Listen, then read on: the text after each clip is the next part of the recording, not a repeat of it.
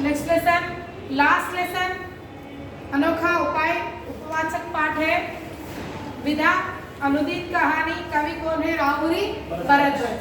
भाव क्या है? माँ मानवी मूल्य।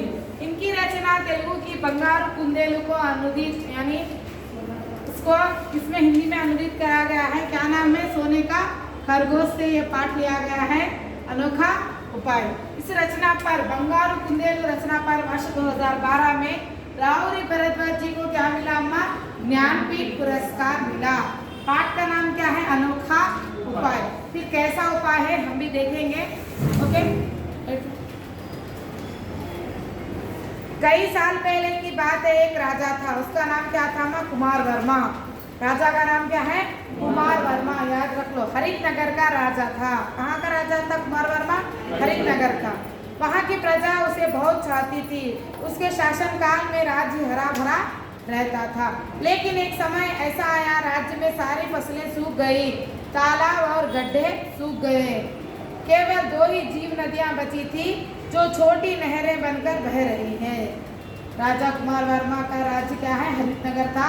उनके राज्य में प्रजा खुशी से रह रही थी, उन्हें बहुत चाहती थी। लेकिन एक समय ऐसा आया कि सारी फसल सूख गई, तालाब सूख गए, गड्ढे सूख गए। सिर्फ 2 ही नदियां बारीक नहर की तरह बह रही। ओके, राज्य में पशुओं का चारा मिलना मुश्किल हो गया। फिर घास सभी चारा सूख गया तो क्या खाएंगे? पशु सूख गया था। कई किसान अपने अपने पालतू जानवर सस्ते दामों में बेचने लगे। क्या करने लगे? उन्हें भूखा नहीं रख सके, बेचने लगे। ऐसी परिस्थिति में राज भंडार का अनाज प्रजा में बांटा जाने लगा।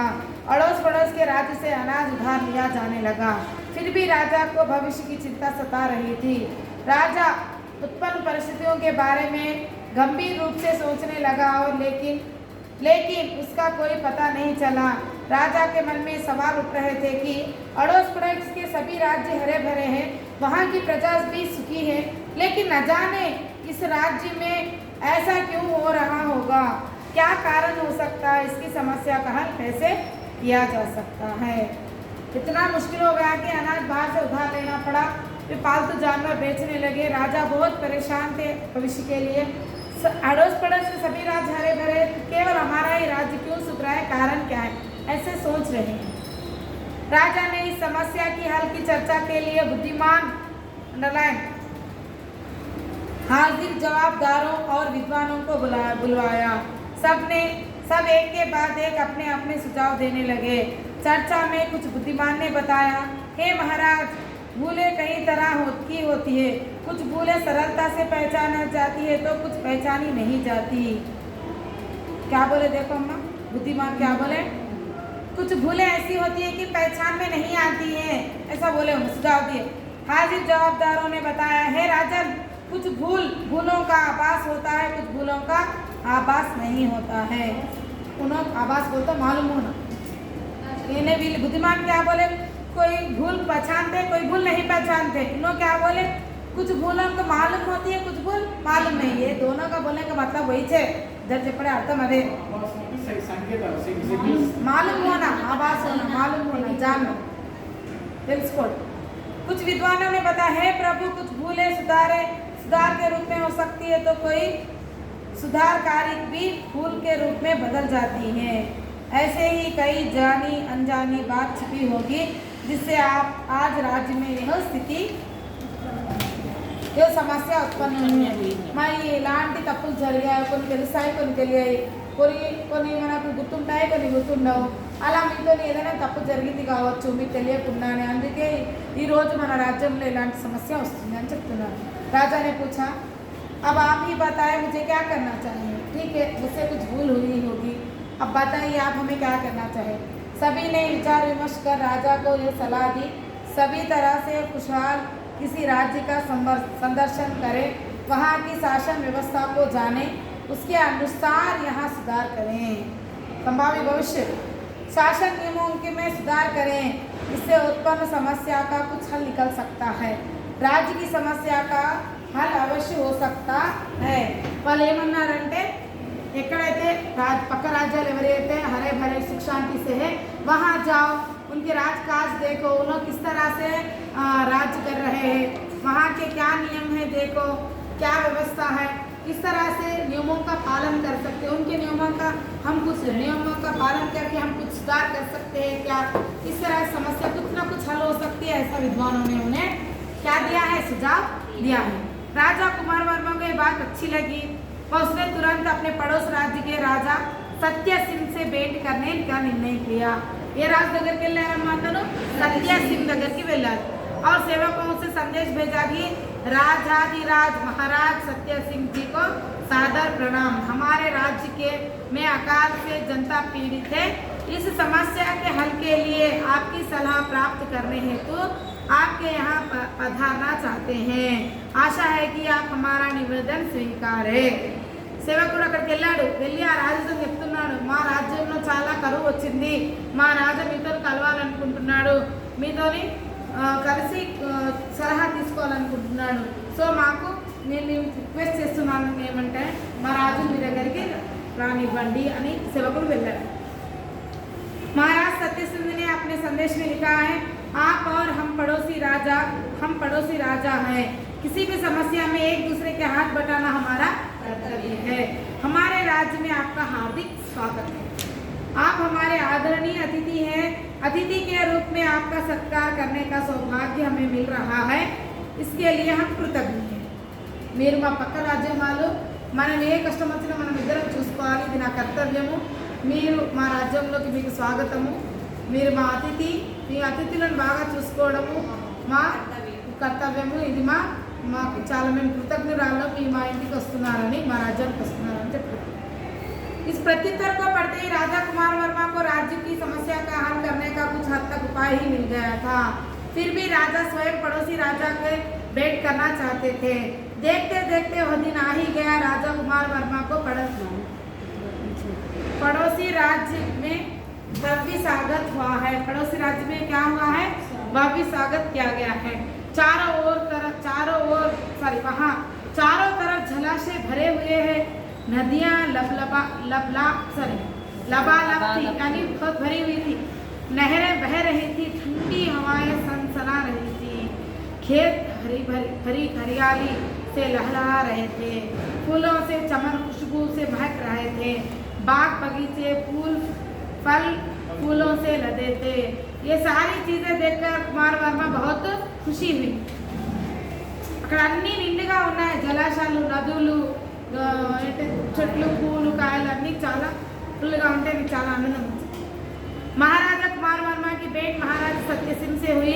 कुमार वर्मा ने कहा, मित्र आपका राज्य किसी स्वर्ग से कम नहीं है, मुझे लगता है कि जिन शासन नियमों में को मैं नहीं जानता उनका आप पूरा पालन कर रहे हैं, इसलिए आपकी प्रजा सुखी है, मैं भी अपनी प्रजा को सुखी देखना चाहता हूँ, कृपया आप मुझे सुशासन की सलाह दे। మీ రాజ్యం స్వర్గం కంటే తక్కువ లేదు, చాలా బాగుంది, మీ ప్రజలు చాలా ఆనందంగా ఉన్నారు, నేను కూడా మా ప్రజలకు అదే ఆనందాన్ని ఇవ్వాలనుకుంటున్నాను, కాబట్టి మీరు నాకు సలహా ఇవ్వండి, ఎలా పరిపాలించాలో అనేది నియమాలు నాకు చెప్పండి అని అడుగుతున్నాను। लाइट ऑन करो। महाराज सत्य सिंह ने पहले तो हितोपदेश के लिए मना कर दिया, किंतु राजा कुमार वर्मा के अनुरोध उन्होंने कहा, नहीं महाराज मुझे मजबूर मत कीजिए, मैं दोषी हूँ, जो दोषी होता है उसे हितोपदेश करने का कोई अधिकार नहीं होता। मैं आपको एक घटना सुनाता हूँ, నేను మీకు హితోపదేశం చేయలేను, నేను కూడా ఒక దోషిని అంటే మహారాజు మీకు చాలా రిక్వెస్ట్ చేశారు, ప్లీజ్ నాకు చెప్పండి ఎలా రూల్స్ ఫాలో చేయాలో నాకు చెప్పండి అంటే నేను ఒక మీకు సంఘటన చెప్తానని చెప్తున్నాను। मैं एक बार अपने अंगरक्षक के साथ इसी तरह उपवन में चर्चा कर रहा था, तभी मुझे राजमाता के पास जरूरी बात करने के लिए जाना पड़ा। నేను ఒక రోజు ఇలాగే మాట్లాడుతున్నాను నా బాడీ గార్డ్తోని, అప్పుడే రాజమాత దగ్గరికి ఒక పని మీద వెళ్ళాల్సి వచ్చింది, జాగ్రత్తగా వినండి ओके। मैंने अंगरक्षकों को अपने लौटने तक वहीं खड़े रहने का आदेश दिया। राजमाता से बात करते करते रात हो गई, वहीं पर मैंने भोजन किया, सो गया।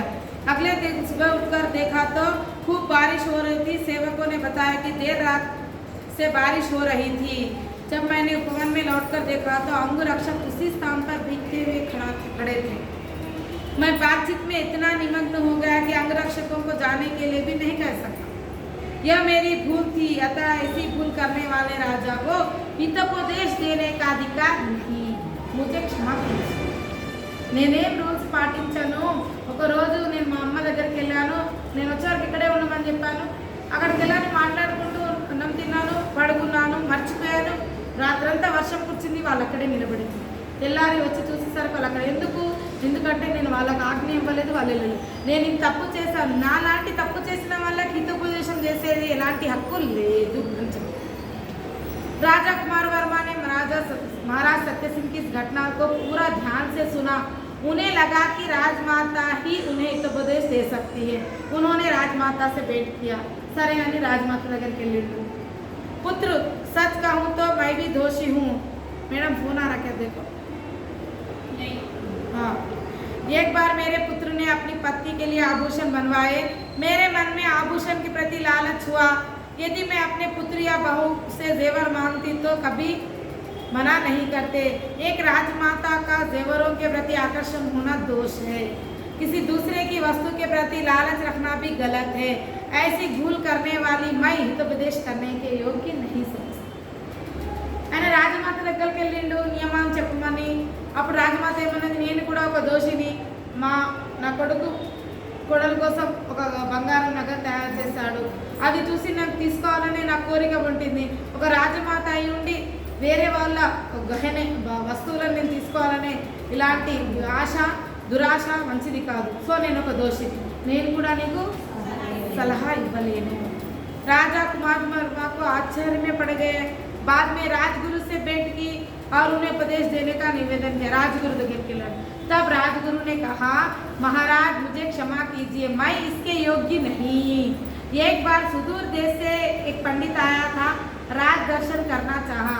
इसके पांडित्य की जांच करने का समय न होने के कारण मैंने राजा को यह कह दिया कि वो बड़ा पंडित है. राजा मुझ पर असीम विश्वास रखते हैं. उन्होंने पंडित को ढेर सारा इनाम दिया. आगे चलकर मुझे पता चला कि वो पंडित केवल अवसर था. मेरे आलस के कारण मैं राजा को उचित सलाह न दे सका. ऐसी भूल करने वाला हितोपदेश के योग्य नहीं समझता. రాజగురు ఏం చేశాడంటే, రాజగురు దగ్గరికి వెళ్తే ఆయన ఏంటంటే, నేను కూడా ఒక దోషిని, నేను కూడా తప్పు చేశాను. ఒక పండితుడు వచ్చాడు రాజును కలవడానికి. నేను ఆయనను ఎలాంటి ఎగ్జామిన్ చేయకుండానే రాజు దగ్గర పంపించాను, చాలా మంచి పండితుడు అని. ఆయన ఏం చేశాడు, పెద్ద ధనరాశిని తీసిచ్చేశాడు. తర్వాత నాకు తెలిసింది అతను నార్మల్ పండితుడు అని తెలిసింది. కాబట్టి నేను కూడా మీకు హితోపదేశం చేయలేను, నన్ను క్షమించండి అని అన్నాడు. राजा कुमार वर्मा बड़ी सोच में पड़ गया. इन 3 घटनाओं से उसे एक सीख मिली है, हमें छोटी छोटी भूल भी नहीं करनी चाहिए. यदि हमसे कोई भूल हो तो उसे तुरंत सुधार लेनी चाहिए. राजा ने इस सीख का पालन किया. कुछ ही दिनों में उसका राज्य खुशहाल बन गया. समझ गए यहाँ बात को, अनोखा उपाय. ओके, छोटी छोटी भूलों से क्या होती है, बड़ी समस्या का उत्पन्न होती है. तो इस भूलों को हमें क्या करना चाहिए, तब का तब सुधार करना चाहिए. ఇప్పుడు మనం చదివేటప్పుడు కూడా మనకి ఏమైనా రాకపోతే అప్పుడప్పుడే మనం క్లియర్ చేసుకోవాలి. లేదంటే అది ఏమైపోతూ ఉంటుంది, చైన్ లాగా అది మన ఇంటి మీద పడతా ఉంటుంది. సమజ్గా చెప్పండి.